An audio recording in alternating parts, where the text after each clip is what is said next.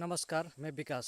आज आप लोगों के साथ में जो मैं बातें शेयर करने जा रहा हूँ, इस समय वो बातें शेयर करना बहुत ज़रूरी है। जैसे कि आप लोग सभी जानते हैं, मैं आचार्य प्रशांत आचार्य जी का मैं प्रचार प्रसार करता हूँ और जितने भी आचार्य प्रशांत जी के साथ जुड़े हैं, गीता कम्युनिटी में हैं, उन सभी ने जो आचार्य प्रशांत जी के साथ रहकर, उनके सानिध्य में रहकर जो सीखा है, उन सभी लोगों ने आचार्य जी का बात जितना संभव हो पा रहा है उन लोगों से वो लोग कर रहे हैं। और आप लोग इस समय जितने भी सोशल मीडिया इस्तेमाल कर रहे हैं, उन सोशल मीडिया में आप देख पा रहे हैं कि आचार्य प्रशांत, क्योंकि आचार्य जी जो कर रहे हैं वो कम लोगों को ही पता है कि वो क्या कर रहे हैं। जो गीता कम्युनिटी में है, जो आचार्य जी के सानिध्य में है, उन्हीं लोगों को पता है कि आचार्य जी लोगों को किस दिशा में लेके जा रहे हैं। इसलिए आचार्य जी का बात उन लोगों को ज़्यादा महत्व लगता है। लेकिन जो सोशल मीडिया में सुन रहे हैं, जो 30 सेकंड 60 सेकंड का वीडियो सुनकर ये नतीजा निकाल रहे हैं कि ये कोई मोटिवेशनल स्पीकर है या किसी विगनिज्म का प्रचार प्रसार कर रहे हैं, तो उन लोग को मैं कहना चाहता हूँ कि आप लोग भ्रम में हैं।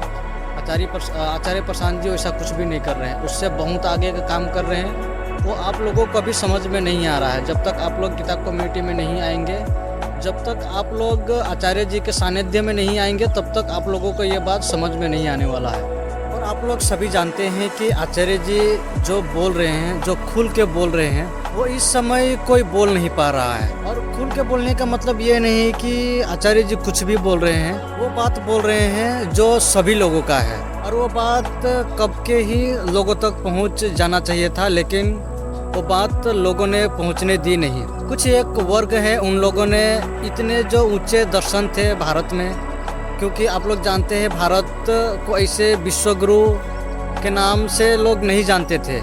हालांकि अभी भारत विश्वगुरु है नहीं, लेकिन एक समय में वो हक अधिकार के दावेदार थे, क्योंकि भारत के पास में वो है जो विश्व में कोई भी देश के पास में नहीं है। इसलिए भारत देश अपने आप को विश्व गुरु और पूरा विश्व में अपने आप को विश्व गुरु कहने का दावेदारी थे। लेकिन इस वक्त भारत देश विश्व गुरु तो है नहीं, तो विश्व गुरु कोई ऐसे ही नहीं कहा जा सकता, क्योंकि उसके पीछे कुछ आधार है। तो वो आधार है हमारे जो भारत देश में जो दर्शन शास्त्र हैं, और हमारे भारत में जितने भी जो धर्म चलते हैं, वो धर्म का कोर ही है दर्शन।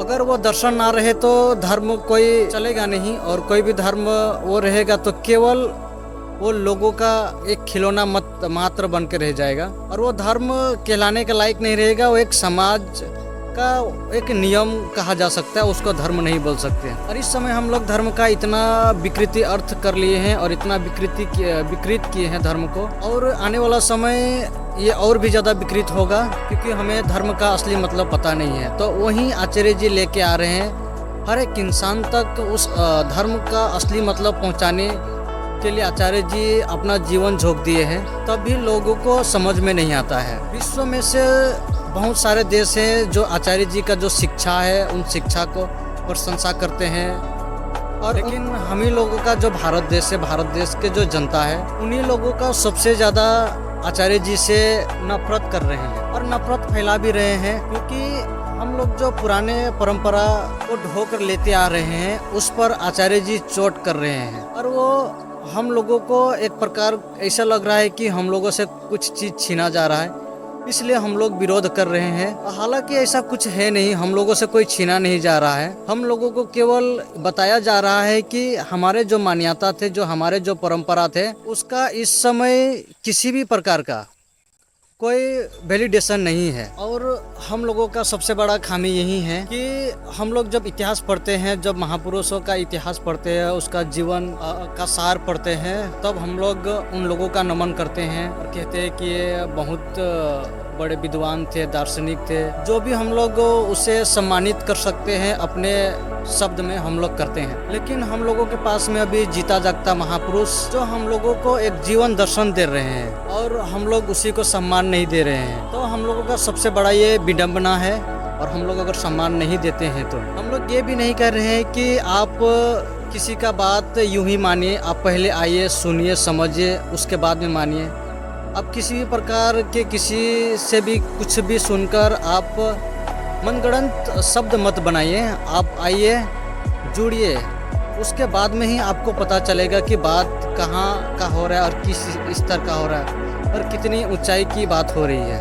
और मैं आप लोगों को जानकारी के लिए बता देता हूँ कि मैं जितने दिन से आचार्य जी से जुड़ा हूँ, लगभग 1.5 साल जैसे होने वाला है। हम लोग उसमें पढ़ रहे हैं जितने भी हमारे भारत के जो दर्शन है, जो कोर दर्शन है, वो तो हम लोग आचार्य जी के साथ में पढ़ ही रहे हैं और उसका मर्म हमें आचार्य जी समझा ही रहे हैं। और उसके बाद में हम लोगों का जो भी जितने संतवाणी है उन सभी को भी पढ़ा रहे हैं। उसके बाद जो पश्चिम के जो दर्शन है, जो लोगों को वास्तविक जीवन जीने का तरीका सिखाया है, जो वास्तविक लोगों का जो जीवन परिवर्तन का जो सीख उन लोगों ने दी है, वो सभी दर्शन आचार्य जी खोल के हम लोगों के साथ में बांट रहे हैं, हम लोगों को शिक्षित कर रहे हैं कि हम लोगों तक सही चीज पहुंच सके। आज ये आचार्य जी को नौबत क्यों आ रहा है कि इतने मेहनत करना, इतना जूझना, क्योंकि जो चीज लोगों को पहुंचाना था उन लोगों ने हम लोगों के साथ में छल कपट किया है और उसका उन लोगों ने एक व्यापार के रूप में और अपने आप को पालन पोषण करने के लिए वो लोग इस चीज़ का इस्तेमाल कर रहा है। तो आचार्य जी जो कह रहे हैं, जिन लोगों का जिम्मेदारी था, उत्तरदायित्व था कि लोगों तक सही दर्शन और सही धर्म पहुंचाए, लेकिन आज उन लोग उसका भोग बना चुके हैं, जिस कारण आज हमारे समाज में जितने भी प्रकार के आप लोग गंदगी देख रहे हैं उसी का नतीजा है। हमारे जो दर्शन है वो दर्शन इतना साफ सुथरा है कि उसमें गंदगी फैलाने की कोई गुंजाइश ही नहीं बचता है। इसलिए आचार्य जी हम लोगों तक वो सफाई करने वाला ज्ञान हम लोगों तक पहुंचाने की कोशिश कर रहे हैं और आज हम लोग उसी का विरोध इतना कर रहे हैं कि आचार्य जी हम लोगों के लिए मजबूर हो जा रहे हैं। आचार्य जी तो मजबूर होते नहीं है, लेकिन हम लोगों के वजह से आचार्य जी मजबूर रहते हैं। पीछे कुछ दिन पहले आप लोग देखे कि एक नदी में एक धर्म के नाम को लेकर, आस्था के नाम लेकर लोग 11,000 लीटर दूध नदी में बहा दिया गया और उसके साथ में उसमें घी बहा दिया गया और ना जाने कितने प्रकार के कचड़ाए वो नदी में बहा दिया गया। ये हम लोगों का धर्म है। और आप लोग सभी जानते हैं कि वैज्ञानिक दृष्टि से पानी में घी या तो दूध मिलाना कितना खतरनाक होता है, ये सभी को पता है, लेकिन भी हम लोग ये अंधभक्ति और मूर्खता करना नहीं छोड़ रहे हैं और ये सारे चीज हो रहे धर्म के नाम पर। हम लोगों का धर्म इतना गिरा हुआ नहीं हो सकता है। हम लोगों का धर्म बहुत ऊंचा धर्म है और हमारा धर्म जो हमारा दर्शन है वो बहुत ऊंचा दर्शन है। क्योंकि मैं वो दर्शन का कोर मैं समझ रहा हूँ, इसलिए मैं आप लोगों से ये बातें शेयर कर रहा हूँ और आप लोगों से मैं लगातार भी कह ही रहा हूँ कि आप लोग आइए, आचार्य जी के साथ में जुड़िए। ये मौका आप लोगों को बार बार कभी नहीं मिलेगा और ये कभी आएंगे भी नहीं कि आप लोगों के जीवन जिस तरीके से हम लोग जी रहे हैं उस जीवन का बात करने अभी तक कोई आया ही नहीं और कोई आएंगे भी नहीं आचार्य जी के अलावा। और इस समय जो शिक्षित वर्ग है वो सभी जानते हैं कि आचार्य जी क्या बोल रहे हैं, इसलिए अभी आचार्य जी का संरक्षण बहुत जरूरी है। हर हाल में उनका संरक्षण देना बहुत जरूरी है। और अगर मेरा बात शासन प्रशासन जहां तक भी मेरा बात पहुंच रहा है, मैं रिक्वेस्ट करूंगा कि आचार्य जी का संरक्षण का प्रबंध किया जाए। जो भी सुरक्षा दिया जा सकता है आचार्य जी को प्रबंध करने की हमें चेष्टा जरूर करनी चाहिए। मैं उन लोगों से कह रहा हूँ जो वाकई में शिक्षित है, जो समझते हैं, उन लोगों से मैं कह रहा हूँ। अन्यथा तो हम लोगों का पॉपुलेशन 150 करोड़ होने वाला है, तो खाली पॉपुलेशन होने से कुछ नहीं होता है। तो मैं उन लोगों से कह रहा हूँ जो वाकई में जो समझते हैं कि आचार्य जी क्या कह रहे हैं, मैं उन लोगों से कह रहा हूँ। और एक बात मैं कहना चाहता हूँ, एक्चुअल में मैं तो हूँ आदिवासी और हम लोग अपने आप को पहचान ही देते हैं कि आदिवासी, हम लोगों का जन्म हुआ है आदिवासी। लेकिन आदिवासी एक समय में जो वर्ण व्यवस्था चलती थी, उस समय आदिवासी वर्ण व्यवस्था के बहुत दूर में था। तो ऐसे समय में हमारे देश में एक महापुरुष के रूप में आए बाबा साहेब भीमराव अंबेडकर जी, हम लोगों को एक हक अधिकार दिलाए, एक सम्मानजनक जीवन दिलाए, जिस हक अधिकार से हम लोग आज कहीं पर भी आ जा सकते हैं स्वतंत्र रूप से। इसमें हम लोगों को कोई भी रोक टेक छेक नहीं, कुछ भी नहीं होता है। तो एक्चुअल में आचार्य जी जो बाबा साहेब का जो जयंती था, उसी दिन बाबा साहेब के जयंती के दिन उनके सम्मान में आचार्य जी ये बोले कि जो सम्मान का अधिकारी है उसे हमें सम्मान देना ही पड़ेगा। तो इस आधार पर कुछ लोगों ने ये गलत धारणा उन लोगों का पहले ही संस्कारित किया हुआ है कि जो बाबा साहेब भीमराव अम्बेडकर थे वो हिंदुओं का विरोध में थे, तो उन लोगों का हिंदुओं को लेकर एक संस्कारित किया हुआ है। तो इसलिए इन लोगों ने आचार्य जी को इस प्रकार का जो अभी धमकियां दे रहे हैं। मैं जिस समाज से आता हूँ और हमारे समाज सबसे ज़्यादा पिछड़ा हुआ है, हर क्षेत्र में पिछड़ा हुआ है। और मैं इसलिए भी कोशिश कर रहा हूँ कि हमारे जो समाज है, जो उस समय वर्ण व्यवस्था के कारण जो इन लोगों के पास में जो दर्शन नहीं पहुँच पाए, जो ज्ञान का जो उच्चतम जो शिखर है वो नहीं पहुँच पाया, तो आज ये समय है उस दर्शन के समक्ष आने का, उस दर्शन को अपने जीवन में धारण करने का। लेकिन आज यही समाज इस दर्शन को नकार रहे हैं। नकार ऐसे ही नहीं रहे कि उसको जान गए, समझ गए, अपने जीवन में उतार लिए, उसके बाद में उससे अपना जीवन में किसी भी प्रकार का परिवर्तन नहीं आया, ऐसा भी कुछ नहीं है। बस उन लोगों का मानना ही है कि ये हिंदू धर्म केवल एक पूजा पाठ पद्धति और कर्म कांड ही है, इसलिए उन लोगों का मानना है इतना ही है। लेकिन धर्म ये नहीं है। हम लोग आचार्य जी से समझ पा रहे हैं कि धर्म वो है जो इंसान का दुखों से शुरुआत होता है। इसलिए मैं जिस समाज से आता हूँ उस समाज के लिए तो मैं बोलता हूँ, लेकिन मैं जितने भी जो अपने आप को इंसानियत कहते हैं, इंसान कहते हैं, उन सभी के लिए मेरा यही संदेश रहेगा कि आप आइए आचार्य प्रशांत जी के साथ में जुड़िए, उनका शिक्षा लीजिए, क्योंकि उनका शिक्षा बहुमूल्य है, बहुत कीमती है। कि जो लोग हैं जो मुझे सुनते हैं, जानते हैं, उन लोगों से भी मैं कहना चाहता हूँ कि आप लोग आइए, ये मौका बार बार कभी नहीं मिलेगा। ये बहुत ऐसा समय है जिस समय हम लोग अभी ज्ञान को एक घिन का माध्यम से देखते हैं। ज्ञान अगर किसी के सामने अगर कुछ भी बात बोल दे, जैसे कि कुछ ज्ञान की बात जैसे रिलेटेड लगना शुरू हो जाए, तो लोग इस तरह वहाँ से मुंह बना के मुड़ते हैं जैसे कि ये कोई गंदगी हमारे मुंह पे पोत रहा है। तो लोग ज्ञान को इस प्रकार अपने व्यवहार में लेने की कोशिश कर रहे हैं, लेकिन ज्ञान ये नहीं है। ज्ञान वो है जो हमें अपने आप को दिखाता है। हम लोग जिस तरह दर्पण के समक्ष जाते हैं तो दर्पण हमें कैसे दिखाता है, जैसे हम हैं, तो ज्ञान भी हमें वैसे ही दिखाता है जैसा हम हैं। हम लोग का जो शारीरिक रूप जो हम लोगों का जो स्थूल शरीर है वो हमें तो दर्पण दिखा देता है, लेकिन जो हमारे अंदर जो बैठा हुआ है अज्ञान, वो अज्ञान के कारण ही हम लोग जो मैं दिन भर हम लोग बोलते रहते हैं ना, उसको साफ सुथरा देख पाना ही ज्ञान का काम है। और वो हमें अध्यात्म सिखाता है। अपने अंदर जो मैं करता है उनको देखने का जो दृष्टि हमें अध्यात्म देता है वो ज्ञान ही देता है। आप लोगों से मुझे ज्ञान का बातें बोलने का कोई भी रुचि ऐसा नहीं है। हमें मनाही है कि हम ज्ञान की बातें ना करें, क्योंकि जो ज्ञान का बात करते हैं और जो ज्ञान का बात बोलने के जो अधिकारी हैं, आप उन्हीं का समक्ष बैठकर ज्ञान प्राप्त करें। और वो हक अधिकारी हैं अभी आचार्य जी, और मेरा प्रयास पूरा रहेगा कि आप आचार्य जी के सानिध्य में आइए। और मैं एक छोटा से बात शेयर करना चाहता हूँ। वो हम लोग जो सीखते हैं, मैं छोटा सीखा हूँ, मैं आप लोगों के साथ में वही शेयर कर रहा हूँ। इसमें कोई भी भारी भरकम श्लोक या तो कोई भारी भरकम समझ वाला कुछ भी नहीं है।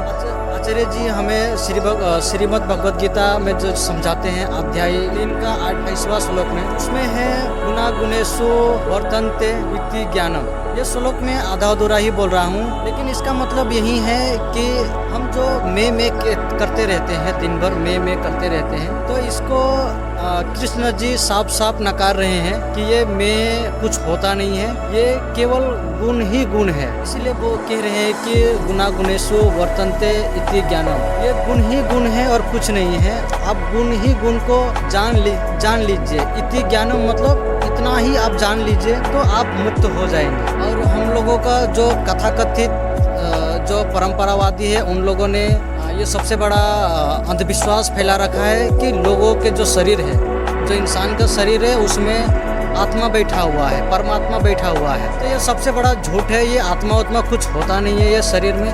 ये हाड़ मांस का पुतला है, इसमें बहुत सारे गंदगी कचड़ा भरा हुआ है, और बाहर से इसको पोत दिया गया है। तो इनको लगता है कि इनके जैसे कोई है नहीं, एक्चुअल में कुछ है नहीं है कचड़े के अलावा। तो इसलिए आप लोगों से हम लोग ये रिक्वेस्ट करते हैं कि आप लोग आइए, आचार्य जी के साथ में जुड़िए। हमें संख्या बल चाहिए, क्योंकि हमारे जो देश समाज में इतने प्रकार के जो कचड़ा फैला हुआ है, इस कचड़ा में रहते हुए हमें चैन आ जा रहा है। ये बहुत विडंबना है, क्योंकि हम वैसे थे नहीं, और हमें ये अपने आप को भी भरोसा नहीं हो रहा है कि हम लोग ऐसे हालात परिस्थिति में अपने आप को कैसे इतना स्थिर पा रहे हैं, ये समझ के परे हैं। इसलिए आप सभी से रिक्वेस्ट है कि हमें संख्या बल चाहिए। तो आप हमारे गीता कम्युनिटी में आइए, आचार्य जी के साथ में जुड़िए, और इस ज्ञान के सागर में डुबकी लगाने का एक चांस है, आप इसको गवाइए नहीं। ये बात आप लोगों से कोई कहने आने के लिए आएगा नहीं, क्योंकि हम लोगों का जो इस्तेमाल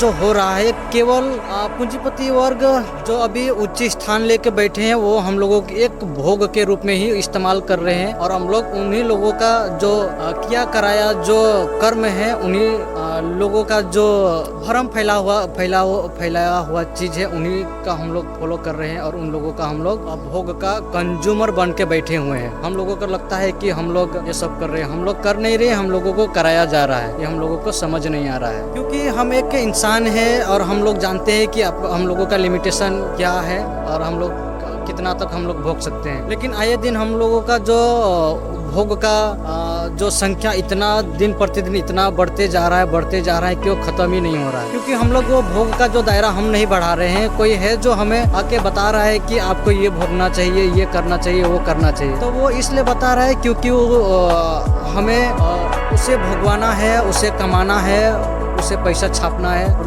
उसके पीछे जो भी नियत है उसका, वो इसलिए वो कर रहे हैं। वो इसलिए नहीं कर रहे हैं कि आपको कुछ फायदा हो जाए। हाँ, उससे आपको थोड़ा बहुत राहत मिल जाता है, वो बात है, लेकिन उसका मेन मकसद आपको फायदा पहुंचाना नहीं है, उसका मेन मकसद है अपना फायदा करना। इसलिए किसी का भोग का वस्तु ना बने, जानकार बनिए, समझ अपना बढ़ाइए, अपना दृष्टि बढ़ाइए। उसके लिए हमारे आचार्य जी के समक्ष चाहिए, और इसके अलावा कोई उपाय नहीं है। तो आप लोगों के साथ में आज इतना ही, फिर नेक्स्ट वीडियो में